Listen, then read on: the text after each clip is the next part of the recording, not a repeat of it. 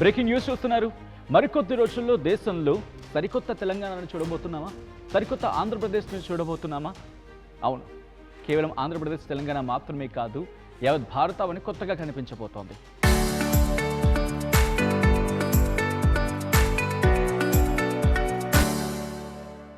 కొత్తగా కనిపించబోతోందా? ఏం జరగబోతోంది అనేదే కదా.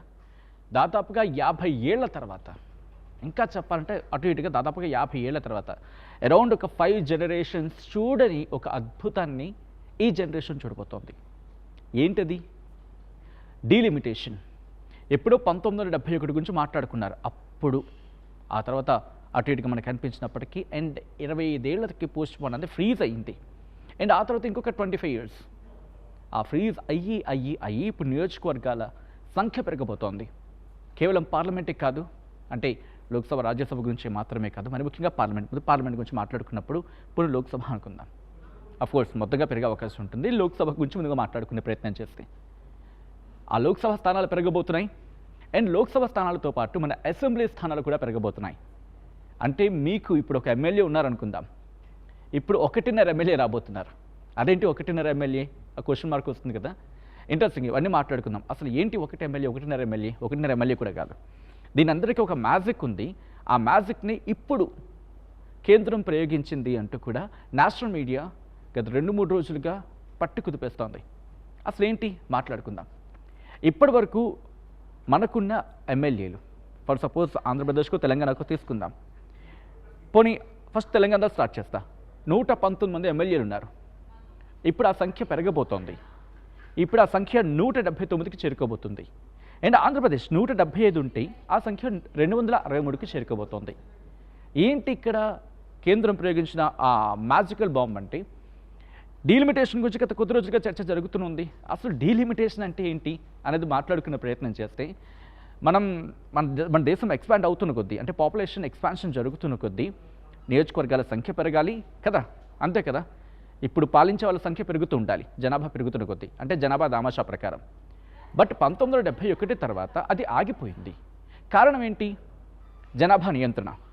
1971 ఆ సందర్భంలో జనాభా నియంత్రణ ఉండాలని చెప్పి అటు కేంద్రం ఒక స్ట్రాంగ్ డెసిషన్ తీసుకున్న తర్వాత స్టేట్స్ దాన్ని సీరియస్గా తీసుకున్నాయి. అండ్ దక్షిణాది రాష్ట్రాలు ఇంకా సీరియస్గా తీసుకున్నాయి. అండ్ మీకు గుర్తు, నాకు గుర్తు, అండ్ మనందరికీ బాగా గుర్తు. అఫ్కోర్స్ 71 ఆ ఏరియా ఆ టైంలో ఉన్న వాళ్ళతో పాటు 90స్కి వచ్చిన వరకు కూడా ఇద్దరు పిల్లలు ముద్దు, అంతకన్నా వద్దు, అంతే కదా. అంటే ఆ టైప్లో ఆ డెప్త్గా అంత రూట్ లెవెల్కి వెళ్ళిపోయి తెలుగు రాష్ట్రాలతో పాటు యావత్ దక్షిణాది అంత స్ట్రాంగ్గా ఈ జనాభా నియంత్రణ తీసుకుంది. దాంతో ఏమైంది? Population control. సో 1971లో తీసుకున్న ఆ స్టాండ్ చాలా గట్టిగా రెప్లికేట్ అయింది. దీంతో సదరన్ స్టేట్స్లో ఆ ప్రోగ్రామ్ చాలా గట్టిగా వెళ్ళింది. జనాభా నియంత్రణ చాలా గట్టిగా జరిగింది. దీంతో జనాభా నియంత్రణ దక్షిణాదిలో జరిగింది. మరి ఉత్తరాదిలో జరిగిందా? జరిగింది, నామమాత్రంగా జరిగింది. సో ఇప్పుడు నియోజకవర్గాలు ఏవైనా పునర్విభజన జరగాలంటే, డీలిమిటేషన్ అంటే నియోజకవర్గాల పునర్విభజన ఏదైనా జరగాలంటే కనుక పూర్తి స్థాయిలో జనాభా ప్రాతిపదికన, అక్కడ ఎంత జనాభా ఉంటే అంత ప్రాతిపదికన వాళ్ళకి నియోజకవర్గాలు కేటాయించాల్సి ఉంటుంది. ఇది కదా 1971 బిఫోర్ వరకు మనం చూసాం. కానీ 1971 గురించి మాట్లాడుకుంటే అప్పుడు అమెండ్మెంట్ జరిగింది. ఈవెన్ 1976 ఆ టైంలో కూడా మాట్లాడుకుంటారు.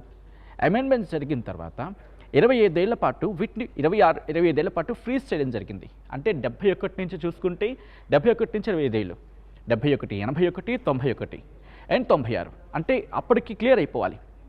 బట్ 96లో కూడా ఏం జరిగింది? అప్పుడు కూడా దీన్ని మళ్ళీ కంటిన్యూ చేయడం జరిగింది.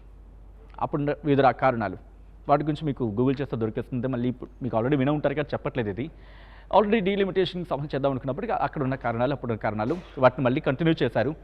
సో అక్కడి నుంచి అంటే 71 నుంచి 96 ఒకసారి మీకు ఎక్స్ప్లెయిన్ చేసే ప్రయత్నం చేస్తా. 1971 ఓకే, 1971 అప్పుడు జరగాలి, కానీ అప్పుడు జరగలేదు.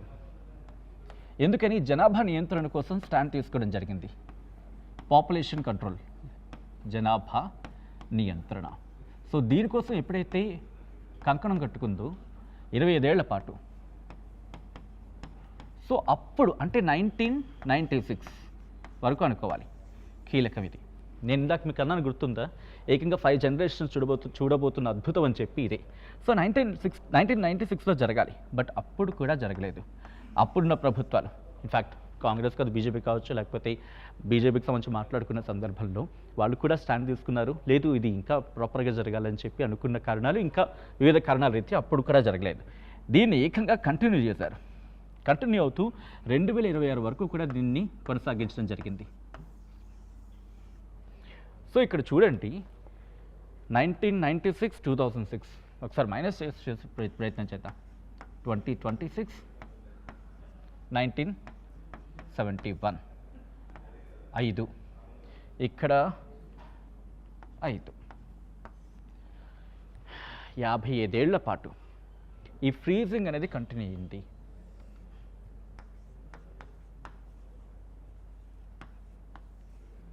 యాభై 55 ఏళ్ల పాటు ఇది ఫ్రీజ్ అయిపోయింది. ఇప్పుడు 2026లో ఇప్పుడు ఈ డీలిమిటేషన్ అనేది జరుగుతుంది. అసలు డీలిమిటేషన్ ఎలా జరుగుతుంది ఇప్పుడు నేను మీకు చెప్పబోతున్నా.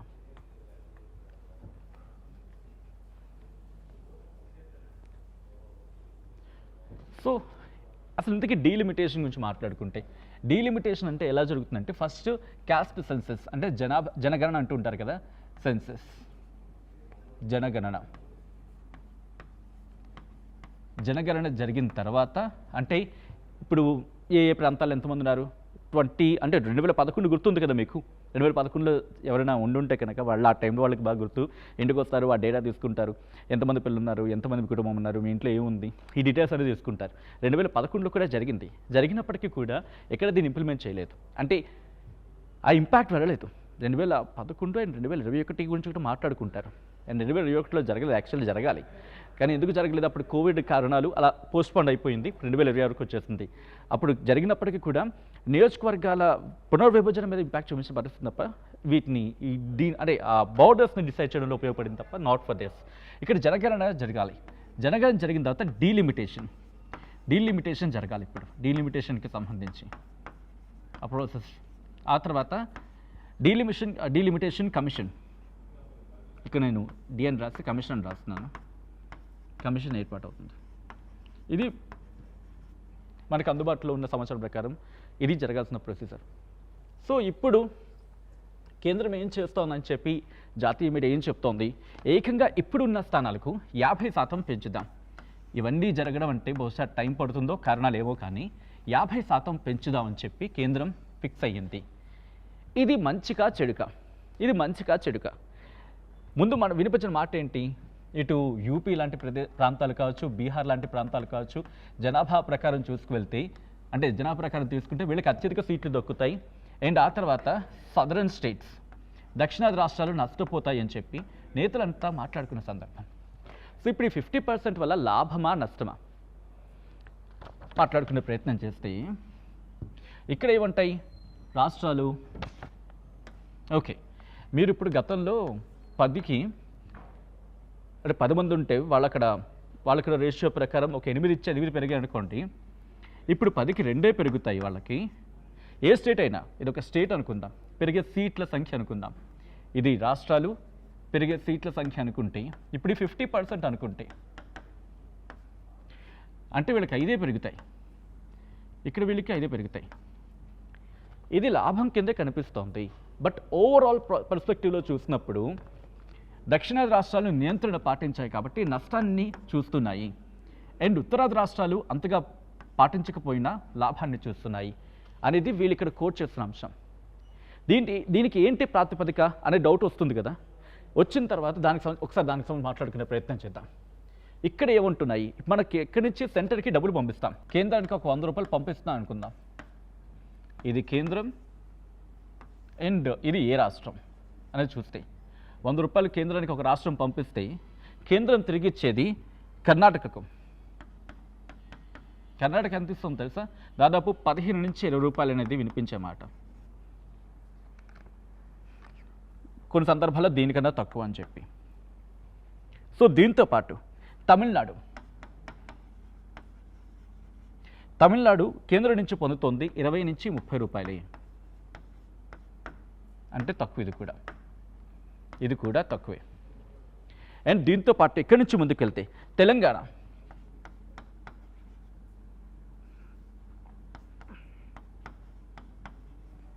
తెలంగాణ ఎంత? ఇక్కడ 41 నుంచి 43 రూపాయలు. ఇది కూడా తక్కువే. అండ్ దీంతో పాటు మాట్లాడుకుంటే కేరళ కూడా 57 నుంచి 60 రూపాయలు మాత్రమే దక్కించుకుంటోంది. ఇక ఆంధ్రప్రదేశ్ కేవలం 46 నుంచి 49 రూపాయలు దక్కించుకుంటోంది. సో నష్టపోతోంది అని చెప్పడానికి కారణం ఇది. మనం పంపించేది 100 రూపాయలు పంపిస్తే కర్ణాటక 15-20 రూపాయలు పొందుతోంది 100 రూపాయలకి, తమిళనాడు 20 నుంచి 30 రూపాయలు అని చెప్పి, తెలంగాణ 41 నుంచి 43 అని చెప్పి, కేరళ 57 నుంచి 60 అని చెప్పి, ఆంధ్రప్రదేశ్ 46 నుంచి 49. అంటే ఇప్పుడు నేను మీకు ఒక 100 రూపాయలు ఇచ్చాను అనుకోండి, మనకి తిరిగి వచ్చేది ఇంతే. అందుకే రాష్ట్రాలు ఆందోళన వ్యక్తం చేస్తోంది. దక్షిణాది రాష్ట్రాలు అప్పుడు జనాభా నియంత్రణను పాటించడానికి ప్రధాన కారణం స్టేట్ ఇచ్చిన ఆ స్ట్రాంగ్ ఒపీనియన్ని బేస్ చేసుకుని ముందుకెళ్ళాం. కానీ ఇప్పుడు మాకు మీరు మొండి చేయి చూపిస్తున్నారు, మాకు వచ్చేది ఇంత, మా జనాభా నియంత్రణ పాటించడంతో మాకు మీరు ఇచ్చిన గిఫ్ట్ ఇదేనని చెప్పి వాళ్ళు ప్రశ్నిస్తూ ఉన్నారు ఇటు కేంద్రాన్ని, రాష్ట్రాలు. సో ఇప్పుడు ఇక్కడి నుంచి ముందుకు వెళ్ళే ప్రయత్నం చేస్తే మరి ఇక్కడ రాష్ట్రాలు అంటే మన తెలుగు రాష్ట్రాల గురించి మాట్లాడుకుందాం. ఇప్పుడు ఏ ప్రాంతానికి ఎన్ని నియోజకవర్గాలు పెరిగే అవకాశం ఉంది అనేది మాట్లాడుకుందాం. ఎందుకంటే డీలిమిటేషన్ గురించి మాట్లాడుకున్నాం, ఆ తర్వాత ఎందుకు డిమాండ్ చేస్తున్నా మాట్లాడుకున్నాం, ఎన్ని పెరిగే అవకాశం ఉంది. ఇక్కడ కూడా ఒక దానికన్నా ముందు వెళ్ళకన్నా ముందు 543 పెరిగితే, అంటే 543కి పెరిగే అనుకుందాం, 816 వెళ్తాయి. లెట్ మీ రైట్, 543కి ఒక 50% అనుకుంటే సో పెరిగేది ఎంత? 816. దీంట్లో తెలుగు రాష్ట్రాలది వాటా, ఒక తెలుగు రాష్ట్రాలు తెలంగాణ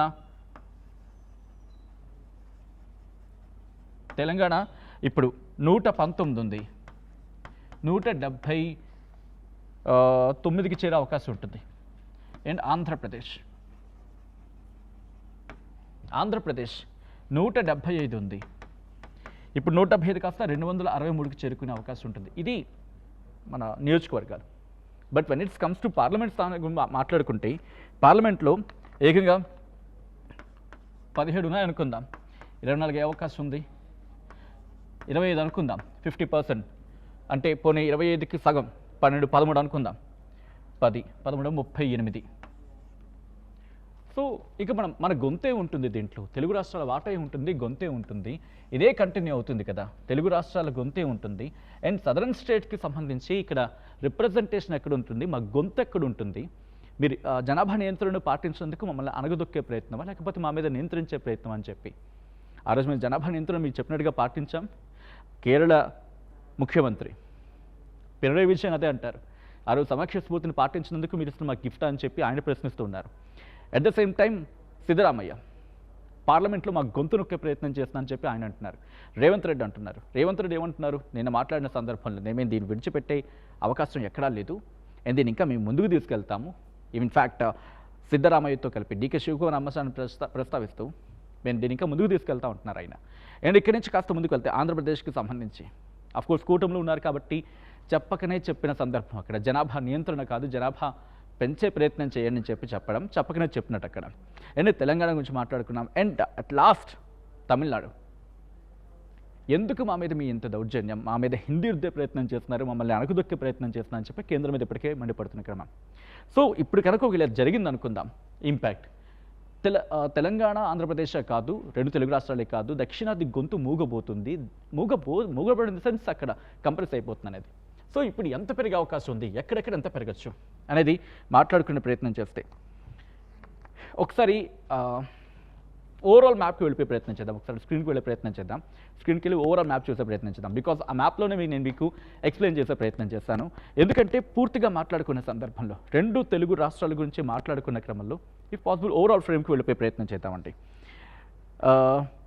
2011 గురించి కూడా మాట్లాడుకునే సందర్భం అయితే అప్పుడు కూడా దీనికి సంబంధించిన ప్రస్తావన వచ్చింది. అయితే ఇప్పుడు ఇవన్నీ జరగాలంటే క్యాస్ట్ సెన్సెస్ అనేది ప్రధానంగా జరగాలి ఇఫ్ పాసిబుల్. ఓకే, ఫుల్ ఫ్రేమ్కి వెళ్ళిపోయే ప్రయత్నం చేద్దామండి.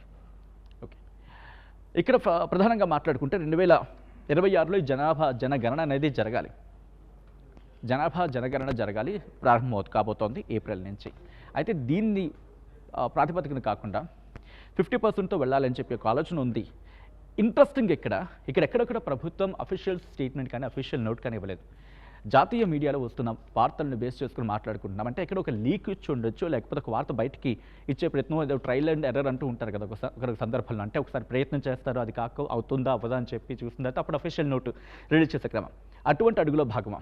ఒకవేళ అటువంటి అడుగులో భాగం అనుకోండి, ఒకవేళ ఏమైనా ఫ్యూల్స్ అటాక్ వస్తే దాని కరెక్షన్కి వెళ్ళే అవకాశం ఉంటుంది. అంటే ఆలోచించుకునే ప్రయత్నం. Coming back to the subject here again. Caste census అనేది జరగబోతోంది. ఏప్రిల్ ప్రారంభం కాబోతుంది క్యాస్ట్ సెన్సస్. ఆ తర్వాత ఇది అక్టోబర్లో కూడా కంటిన్యూ కాబోతుంది. మార్చ్ 2027 వరకు కూడా క్యాస్ట్ సెన్సస్ అనేది జరుగుతుంది. సో అది జరిగిన తర్వాత మళ్ళీ టైం పట్టేస్తుంది. ఎందుకంటే 2029లో మళ్ళీ ఎన్నికలు కదా. సో ఆ ప్రొసెసర్కి, ఆ డీలిమిటేషన్ ప్రొసెసర్కి టైం పట్టేస్తుంది. కాబట్టి ఇప్పుడు 50% వెళ్ళేందుకు చట్ట సవరణకు ప్రభుత్వం సిద్ధం కాబోతుంది. బహుశా ఈ బడ్జెట్ సమావేశాల్లోని ఈ బిల్లు ప్రవేశపెట్టే అవకాశం ఉందని చెప్పి. అండ్ అలాగే 33% విమెన్ బిల్కి సంబంధించి మాట్లాడుకున్న క్రమంలో అది కూడా ఇంప్లిమెంట్ చేసేందుకు. సో చూద్దాం దానికి సంబంధించి అయితే ఇప్పుడు మన తెలుగు రాష్ట్రాల్లో పరిస్థితి ఏంటి? మనం ముఖ్యంగా తెలంగాణకు సంబంధించి మాట్లాడే ప్రయత్నం చేస్తే ప్రస్తుతం ఆదిలాబాద్ 9 స్థానాలు ఉన్నాయి, అసెంబ్లీ స్థానాలు. ఈ 9 అసెంబ్లీ స్థానాలు కాస్త ఇప్పుడు 10 అవకాశం ఉంటుంది. ఇప్పుడు మొత్తంగా 10 అవకాశం ఉంటుంది. నిజామాబాద్ గురించి మాట్లాడుకుంటే 10 ఉన్నాయి అనుకుందాం ఇక్కడ. సో ఇవి కూడా సంఖ్య పెరగబోతున్నాయి. ఇవి ఒకటి యాడ్ కాబోతోంది. మొత్తంగా 10 ఫర్ సపోజ్ ఇక్కడ ఇది లోక్సభ నియోజకవర్గం. ఇవన్నీ డబుల్ కాబోతున్నాయి. ఇప్పుడు నిజామాబాద్, హైదరాబాద్ 9 అనుకుంటే ఒక్కొక్క హాఫ్ అనుకుంటే ఎంత మనకి 5 అనుకుందాం, పోనీ 14 కాబోతున్నాయి ఇక్కడ. అండ్ నిజామాబాద్కి 10 ఉన్నాయి కదా, యాడ్ ఒక 5 అనుకుంటే అంటే ఇన్ని అయ్యే అవకాశం అనుకుంటే.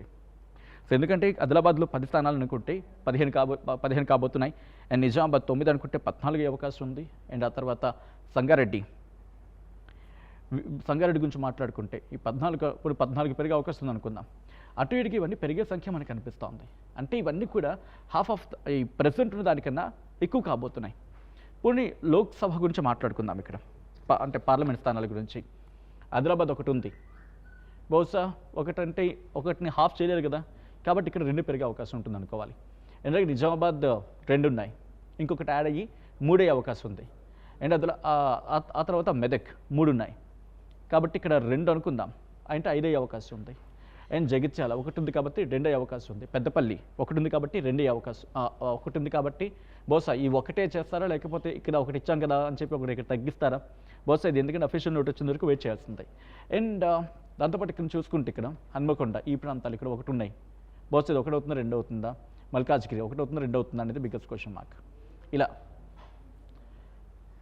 ఈ సంఖ్య పెరగబోతుంది, మ్యాప్ కూడా మారబోతోంది. అండ్ లోక్సభ నియోజకవర్గాల నుంచి మాట్లాడుకున్నాం. దాంతోపాటు ఇక్కడ అసెంబ్లీ నియోజకవర్గాలు కూడా మారబోతున్నాయి, పెరిగే అవకాశం ఉంది. మొత్తంగా ఎంత మారే అవకాశం ఉంది? దేశవ్యాప్తంగా 4123 అసెంబ్లీ స్థానాలు ఉంటే దేశవ్యాప్తంగా ఇప్పుడు ఒకవేళ 50% అనుకుంటే 6185కి పెరగబోతున్నాయి. అండ్ కేవలం ఇది ఇక్కడికే పరిమితం కాబోతుందా? కాదు, ఆంధ్రప్రదేశ్కి కూడా పరిమితం కాబోతుంది. ఆంధ్రప్రదేశ్కి సంబంధించి మాట్లాడుకున్న క్రమంలో శ్రీకాకుళం నుంచి మొదలు పెడితే ఇటు నెల్లూరు, చిత్తూరు, కడప, కర్నూలు, అనంతపురం వరకు చూసుకున్నా కూడా అక్కడ కూడా డబుల్ కాబోతున్నాయి. అంటే 2 తెలుగు రాష్ట్రాల్లో కూడా ఆ సంఖ్య పెరగబోతోంది. అట్ ద సేమ్ టైం కేవలం అసెంబ్లీ నియోజకవర్గాల సంఖ్య లేకపోతే ఎమ్మెల్యేల సంఖ్య పెరిగితే కాదు కదా, వాళ్ళకి ఎంప్లాయ్మెంట్ కూడా వచ్చే అవకాశం ఉంటుంది. అదేంటి ఎలా ఎంప్లాయ్మెంట్ అని మీరు అడగచ్చు. కాస్త ఎంప్లాయ్మెంట్ పెరుగుతుంది కదా, ఎందుకంటే ఒక ఎమ్మెల్యేకి వాళ్ళకి సంబంధించి భద్రత విషయం కావచ్చు, లేకపోతే వాళ్ళకి ఇవ్వాల్సిన ప్రొటెక్షన్, ఆఫ్కోర్స్ భద్రతతో పాటు వాళ్ళకి ఎమ్యూనిటీస్ విషయంలో, ఎమ్యూనిటీస్ అని పూర్తిగా కాకపోయినప్పటికీ అక్కడ వాళ్ళకంటూ ఒక పిఏను, పిఆర్ఓను, దాంతోపాటు మిగిలిన వ్యవస్థ ఉంటుంది కదా, వాళ్ళకి ఆఫీస్, సో ఇవన్నీ ఉంటూ ఉంటాయి కదా. వాళ్ళు ఏర్పాటు చేసుకున్నావు కావచ్చు, లేకపోతే వాళ్ళకి ఏర్పాటు చేసావు కావచ్చు. ఇది కేవలం అసెంబ్లీకి మాత్రమే కాదు, పార్లమెంట్కి సైతం వర్తిస్తుంది కదా. కాబట్టి ఎంప్లాయ్మెంట్ కూడా పెరిగే అవకాశం ఉంది. అంటే భారీ స్థాయిలో కాకపోయినా కొంతమేరకు ఇంపాక్ట్ చూపించని చెప్పి. సో మొత్తంగా అయితే ఇది దీనిని చట్ట సవరణకు ప్రభుత్వం సిద్ధం కాబోతోంది. అండ్ ఈ బిల్ ఎప్పుడు ప్రవేశపెట్టబోతుంది అనేది క్లారిటీ లేదు. అట్ ద సేమ్ టైం 50% అనే అంశానికి సంబంధించి ప్రస్తుతం నేషనల్ మీడియా వ్యాప్తంగా చర్చలో ఉంది, కాబట్టి దీని గురించి మాట్లాడుకుంటున్నాం. అండ్ మీరేమనుకుంటున్నారు? అండ్ తెలంగాణ వ్యాప్తంగా కూడా కొత్త తెలంగాణ మనం చూడబోతున్నాం అనేది, అంటే తెలంగాణ వ్యాప్తంగా కూడా మాట్లాడుకునే సందర్భం కొత్త తెలంగాణ చూడబోతున్నామా? అండ్ కొత్త ఆంధ్రప్రదేశ్ను చూడబోతున్నామా? అట్ ద సేమ్ టైం కొత్త భారతావరణి చూడబోతున్నామా? ఒకవేళ ఈ డీలిమిటేషన్ జరిగితే దక్షిణాది అన్యాయం కాబోతోందా? మన తెలంగాణ, మన ఆంధ్రప్రదేశ్ అన్యాయం కాబోతున్నాయా? లేదు, దీని గురించి మళ్ళీ ఇంకోసారి ఆలోచించాల్సిన సందర్భం ఉందా? ఇప్పటికే సెంటర్ మీద స్టేట్స్కి సంబంధించి దక్షిణ రాష్ట్రాలకు సంబంధించి దుమ్మెత్తిపోస్తున్న సందర్భం ఉంది, ఇది కరెక్ట్ కాదని. మరి సెంటర్ కొంచెం ఆలోచించే ప్రయత్నం చేస్తుందా, లేకపోతే వెళ్ళిపోతుందా, ముందడుగు వేసే ప్రయత్నం చేస్తుందా, ఏం జరగచ్చు? మీరేమనుకుంటున్నారు? కామెంట్ చేసే ప్రయత్నం చేయండి.